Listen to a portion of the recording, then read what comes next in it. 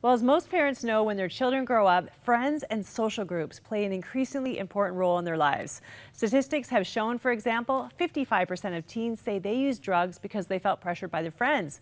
70% said they smoked because of peer pressure.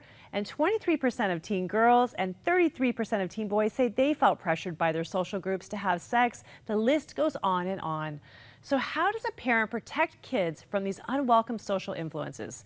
Well, good news for you. Laura Bronson joins me today to talk about that and tell us how parents can connect with her ministry, Keep It Real, to help.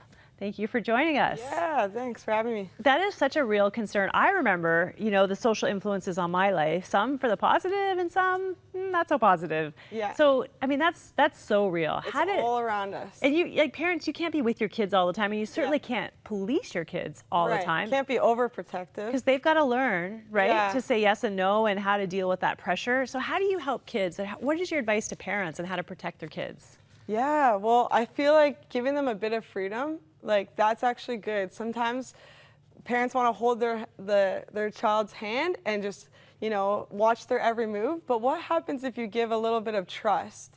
And even if they mess up, still, leave more room for more trust. But I feel like not being too overprotective is actually helpful in the long run. I gotta say that too. My parents trusted me, and I did abuse their trust somewhat. But by the time I went away to Bible college, the kids I was with had never been given any freedom, and all of a sudden they're away from home, and they just went crazy. Wow. And even though I'd made mistakes, it seemed like I was better able to deal with that because I had made my mistakes in a safer environment, right? Yeah. So. Well, personally too, I know that my parents were super cool. When I grew up, they were always so supportive of, you can stay out late and just the odd time text us, let us know where you're at. And to this day, I look back, I'm like, wow, my parents had such an important role. And I honestly think it's because they didn't overprotect me too much. So they gave me a bit of room. And at times when I was going through a hard time, I was able to talk to my parents and say, hey, I need help. I love the fact that you're so connected to young people and you're working with them every day. Your ministry is called Keep It Real. Yeah. And you're kind of like a missionary to young people in Canada. What does that mean to be a missionary? Why do you call it that? Okay, so Cheryl, my heart is for Canada. Ever since I was a kid, I've just been so passionate about our country. And actually, it's funny because I heard someone else say that term when I was a junior high, 13-year-old. I was like, missionary to Canada? What? Don't you have to be in another country to reach those people? But it's interesting because God has specifically put this calling in my life to reach people that others can't reach. And so what I full-time do is I invest into young people and I spend time with them. I learn about their culture and I figure out creative ways of how can we meet them right where they're at. Yeah, so the ways that you do that, you rap, you do skateboarding, you do graffiti, you compared that to the story in the Bible where Jesus was in the boat with the fishermen. Right. So explain that to me. Well, it's neat because one day I was in my office and I was reading the word and it stood out to me because I saw how Jesus was reaching all these fishermen and he was in the water in a boat. He didn't just say, guys, meet me at the church and then we're going to talk about life and about life after this earth. He went right to where they're at in the boat, and then in a relevant way, they all connected. They were all so interested in what Jesus had to say. So in the same way, we as either parents, youth workers, or even friends that know of younger people, we need to speak their language. We can't just have big words or wait for them to come to us. We need to go right to where they're at. And so you see that, so you'll be there with your skateboard and you'll be performing a trick or something. Tell me how that works, for evangelism, skateboarding for evangelism. Yeah, for sure. Well, most of the times with Keep It Real, our company, our crew, our ministry, we basically put on events. So a lot of times we partner with other people that are already having a group of people. So they'll hire us and we come in and we'll put on a skateboard demonstration. So I have other skaters on our team that will sometimes come, put on the tricks, and I'll kind of host it, or we'll bring in a break dancer or a DJ.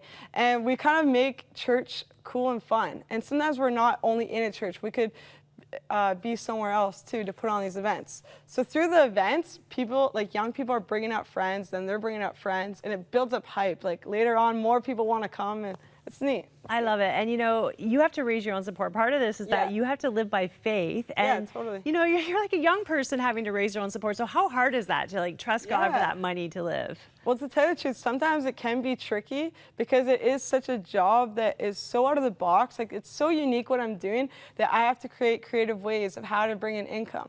So even with making like the hats, our graffiti hats and t-shirts that we sell, that actually helps a lot. And then there's just monthly partners that, like, because of them, those monthly partners, like, that's the reason why I can keep doing this. That's amazing. Well, one of the things you're doing is you're creating some new apps. Yeah. And we want to talk about both of them. But for the first one, we have a little video that you've created. So let's look at that now and see what it's all about. The simplest, most effective way to understand something is to ask a question. With so much information at our fingertips, some questions are simple.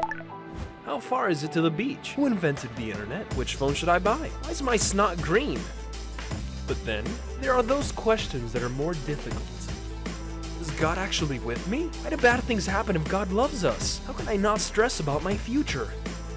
In a world full of information, young people are looking for answers, things they can be sure about. It's an awkward journey of discovery, trying to make sense of all the different opinions and contradicting theories. Young people are looking for real-world answers to their questions. And the simplest way for them to do that is to ask a question. QBLA is a peer-to-peer social platform for questions. Questions about life, about faith, and the Bible. Questions answered by real people in real time around the world. QBLA, ask a question. So that app totally seems to capitalize on like community, social media, like that, the whole way that people are living, and discussing. Tell me about that, QBLA. Well, young people are on their phones like hours a day. And so with at Youth for Christ, we came up with this idea to let's have a platform where young people can ask questions about life, faith. And so it's really neat because not only are just youth workers answering by typing, but it's through vlog form. So vlogging is when you basically have a camera or a phone and you're talking, and to the young people, it can feel like, oh wow, like I almost know this person because of that interaction. Yeah, so, and they answered my specific question, like Laura Bronson, the famous, like just answered my question, which is majorly cool. Well, it is neat because it puts to a face to who they're talking and asking this question.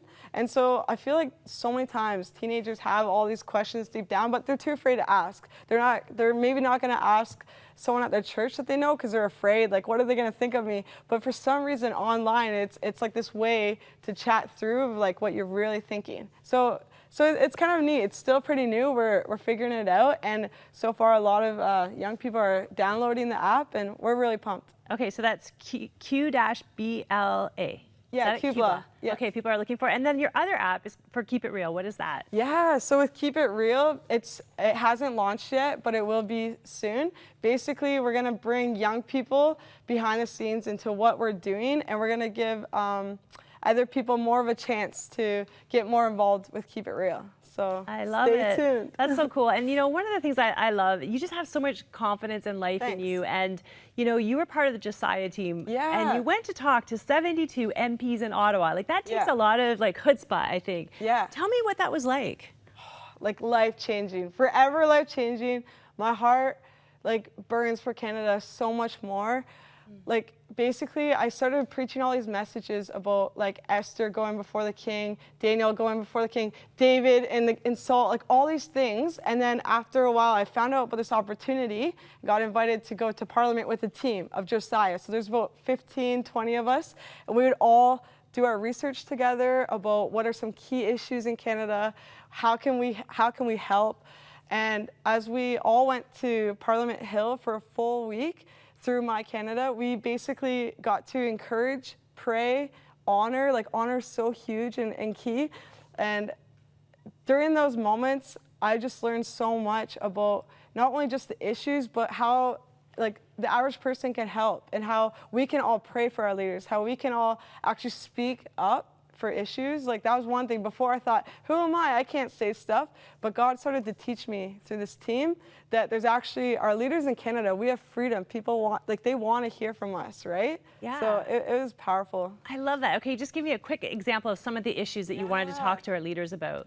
Oh, okay, so euthanasia was a key one. So we definitely talked about that. We talked about the power of just even women still caring for a child's life in their stomach. Like, we talked, I even got to share with, one of my favorite times was with the MP talking about the bully issue. And it was neat because I wasn't going to share it in this meeting. We have to be all professional and it's serious. I'm like, this is our key leader of Canada. And I felt like Holy Spirit said, talk to him about the bully issue. And as I started to share it and encourage him to keep remembering about our schools, he started to share about how he himself too got bullied as a kid, and that is something he wants to stand for. So it was just neat, and there's all these other moments of just, we would talk to them, and then they would listen, and then they would share like where they're coming from. Yeah, can't wait to go back to Parliament Hill. Oh man, you know what? Just on behalf of Canada, I just want to say thank you. Thank you for believing in your voice and being a youth voice. I think they do want to hear from young people. Yeah. And the fact that you guys did that and were so brave. Thank you. Don't stop. Yeah. Keep being a voice, man. I just want to see you in 20 years. I don't know where you're going to go from here. Like, you started like here, you know what I mean?